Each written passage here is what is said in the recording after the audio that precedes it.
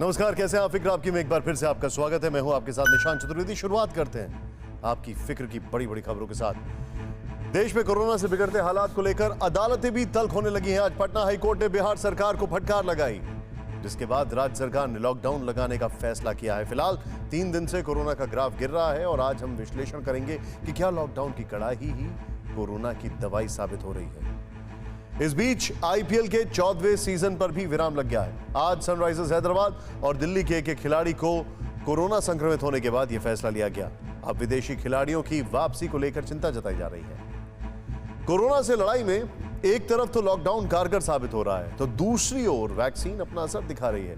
आज हम वैक्सीनेशन और वैक्सीन के प्रभावों पर विस्तार से चर्चा करेंगे और फिर देश भर के अस्पतालों से परेशान और तड़पते लोगों की आवाज भी आप तक पहुंचाएंगे। सबसे बड़ी फिक्र यह है कि कोरोना अब गांव तक गंभीर असर दिखा रहा है और स्वास्थ्य सुविधा के अभाव में लोग अपनों को खोने के लिए मजबूर हैं। ऐसे हालात में मदद के लिए सामने आ रहे लोगों को भी आपको दिखाएंगे। देश में कोरोना के महाविस्फोट के बाद सबसे बड़ी फिक्र लॉकडाउन बनती जा रही है। ऐसा हम लगातार क्यों कह रहे हैं, ये आपको सिलसिलेवार तरीके से बताएंगे।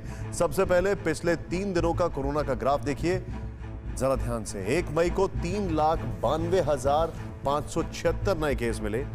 2 मई को 3,70,090 नए संक्रमित मिले और 3 मई को 3,55,769 नए मामले मिले हैं। कोरोना के इस ग्राफ में देश के लिए अच्छे संदेश भी छिपे हैं। वो ये है कि कोरोना का ग्राफ अब धीरे धीरे नीचे आ रहा है।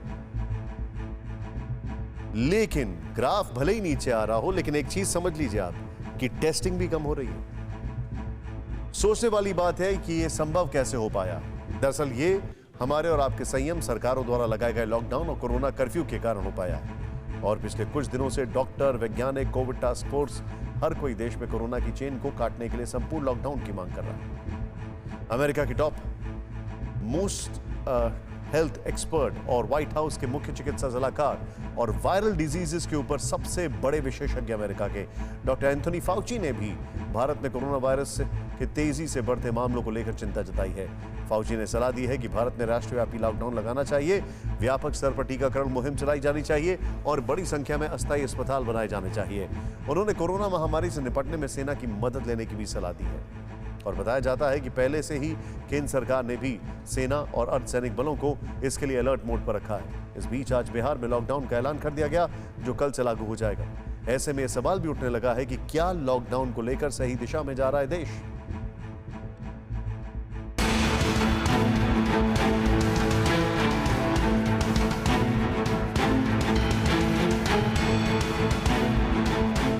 कोरोना की दूसरी लहर से लड़ाई का आखिरी अस्त्र है लॉकडाउन और देश के कई प्रदेशों में इसी हथियार के जरिए कोरोना के बेकाबू रफ्तार पर ब्रेक लगाने की कोशिश की जा रही है। सिर्फ बहुत ज़रूरी पड़ने पर लोग घरों से बाहर निकल रहे हैं और बाजारों में भी केवल ज़रूरी दुकानें ही खुली हैं। देश विदेश के एक्सपर्ट्स भी कह रहे हैं कि अब भारत में कोरोना की चेन तोड़ने के लिए लॉकडाउन ज़रूरी है। कोविड टास्क फोर्स तब जगह है हिंदुस्तान का जब एंथोनी फॉसी, डॉक्टर जो इन्फेक्शस डिजीज का हेड है अमेरिका का, उसने एक ट्वीट करके बताया कि भाई लॉकडाउन कर लो और सारी तैयारी ठीक कर लो। तो ये अगर करें तो इसको पॉलिटिकल फिर मत बनाइएगा। इस बार सारी तैयारी पूरी कीजिएगा, पॉलिटिकल लॉकडाउन मत कीजिए, एब्सोल्यूट लॉकडाउन कीजिए और सारे तैयारी के साथ टेस्टिंग बढ़ाइए और जो जो containment, high containment zone, red alert zone में हो उसको कंटेन करें, माइक्रो कंटेनमेंट जोन में फिर कंट्री को खोल दीजिए। बहुत स्ट्रेटेजिक पॉलिसी के तहत अगर हम करें तो ये सक्सेसफुल हो सकता है, अन्यथा पिछले साल की तरह हो जाएगा। अब केंद्र सरकार ने भी राज्यों से कहा है कि जिन इलाकों में संक्रमण ज्यादा है वहां 14 दिन का सख्त लॉकडाउन लगाया जाए ताकि संक्रमण की कड़ी तोड़ने में मदद मिल सके। बिहार में भी लगातार 10% से अधिक पॉजिटिव केस मिल रहे थे, जिसे देखते हुए नीतीश सरकार ने प्रदेश में 15 मई तक लॉकडाउन लगाने का फैसला किया। कल शाम मुख्यमंत्री के साथ क्राइसिस मैनेजमेंट ग्रुप के साथ हाई लेवल मीटिंग हुई थी, जिसके बाद आज ये अहम फैसला लिया गया। नीतीश कुमार ने ट्वीट करके इस फैसले की जानकारी दी कि बिहार में लॉकडाउन 5 से 15 मई तक लगाया गया है, जो कल से प्रभावी ढंग से लागू होगा। आप इन व्यवस्थाओं का पालन करेंगे, वह कोरोना से बचाव में सहायक होगा। हम सब लोग अपने अपने को कोरोना से बचाने में यदि सफल होते हैं तो हम समाज को कोरोना से बचा पाएंगे। आप सब लोगों से मैं सादर आग्रह करता हूं कि कोरोना के लॉकडाउन के नियमों का आप सब लोग पालन करें। धन्यवाद।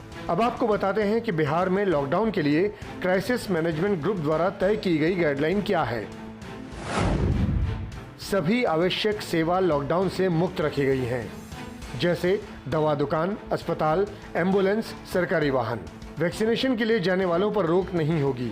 सब्जी वगैरह सुबह 7 बजे से सुबह 11 बजे तक ही घूम घूम कर बेचेंगे। पब्लिक ट्रांसपोर्ट 50% क्षमता के साथ ही चलेगी, लेकिन इसमें वही लोग सफर कर सकेंगे जो विमान या रेल द्वारा यात्रा करने वाले हों। सभी सरकारी और निजी कार्यालय बंद रहेंगे। अनावश्यक घूमने वालों पर कड़ी कार्रवाई होगी। विवाह में 50 से अधिक लोग नहीं होंगे। डीजे पर प्रतिबंध होगा। श्राद्ध में 20 से अधिक लोग नहीं होंगे। स्कूल, कॉलेज और शैक्षणिक संस्थान बंद रहेंगे। Mall, restaurant, pub, cinema hall, swimming pool, gym, park बंद रहेंगे। सभी धार्मिक स्थल भी बंद रहेंगे। ई पास लेकर लोग बाहर जा सकेंगे। निर्माण कार्य जारी रहेगा। बिहार के अलावा इस समय राजस्थान, महाराष्ट्र, पंजाब, हरियाणा, दिल्ली, यूपी और ओडिशा में कंप्लीट या आंशिक लॉकडाउन लगा है। मध्य प्रदेश और छत्तीसगढ़ में भी सख्त पाबंदी है। राजस्थान में कोरोना की दूसरी लहर को काबू करने के लिए 3 मई से 17 मई तक लॉकडाउन लगाया गया है। प्रदेश भर में पुलिस सख्ती दिखा रही है। लॉकडाउन के नियमों का पालन नहीं करने वालों पर कार्रवाई की जा रही है। राजस्थान में रेड अलर्ट जन अनुशासन पखवाड़ा का आज दूसरा दिन है। आपको तस्वीरें दिखाना चाहेंगे। इस वक्त मैं जयपुर शहर में मौजूद हूँ और जयपुर शहर के सोडाला पर आप देख सकते हैं गहन पूछताछ हो रही है। जो भी व्यक्ति आ रहे हैं उससे पूछताछ की जा रही है। किसी आवश्यक काम से तो नहीं जा रहे, और जो आवश्यक काम से नहीं जा रहे उनका चालान काटा जा रहा है। ये तस्वीरें हम जयपुर के सोडाला से दिखा रहे हैं। आप देख सकते हैं QRT की टीम मौजूद है, पुलिस की टीम मौजूद है। जो भी वाहनों का आवागमन हो रहा है उनसे पूछताछ की जा रही है। और जो फालतू घूमता हुआ दिखाई देगा आप राजस्थान की राजधानी या जयपुर में या उसके अन्य शहरों में, तो उसको क्वारंटाइन किया जाएगा। यानी फालतू घूमता हुआ कोई दिखाई देगा। ये देखिए, आवश्यक काम से जो डॉक्टर जा रहे हैं, वकील जा रहे हैं, उनको चेक किया जा रहा है, पूछताछ की जा रही है, गहन पूछताछ की जा रही है। QRT की टीम मौजूद है। जो इन निर्देशों का पालन नहीं करेंगे, जो अनावश्यक सार्वजनिक स्थानों पर या सड़कों पर पाए जाएंगे, उनके खिलाफ पुलिस और प्रशासन द्वारा सख्त कानूनी कार्रवाई की जाएगी। ऐसी कार्रवाई हम कड़ाई से करेंगे और जो व्यक्ति अनावश्यक घूमते हुए पाए जाएंगे उन्हें क्वारंटाइन कर दिया जाएगा तथा जुर्माना और अन्य दंडिक कार्रवाइयां भी विधि के अनुरूप की जाएंगी। कोरोना संक्रमण के कहर को देखते हुए यूपी में जारी वीकेंड लॉकडाउन अगले 2 दिन के लिए बढ़ा दिया गया है। यूपी में अब 6 मई सुबह 7 बजे तक आंशिक कर्फ्यू जारी रहेगा और इसका पालन करवाने के लिए पूरे प्रदेश में सख्ती भी बरती जा रही है, जिसके कारण भीड़ भाड़ वाले इलाके में सन्नाटा पसरा है। केरल के कई शहरों में भी लॉकडाउन जैसी पाबंदियां हैं। यहाँ भी पुलिस सड़कों पर चलने वाली गाड़ियों की चेकिंग कर रही है और बाजार में भी सिर्फ जरूरी दुकानें ही खुली हैं।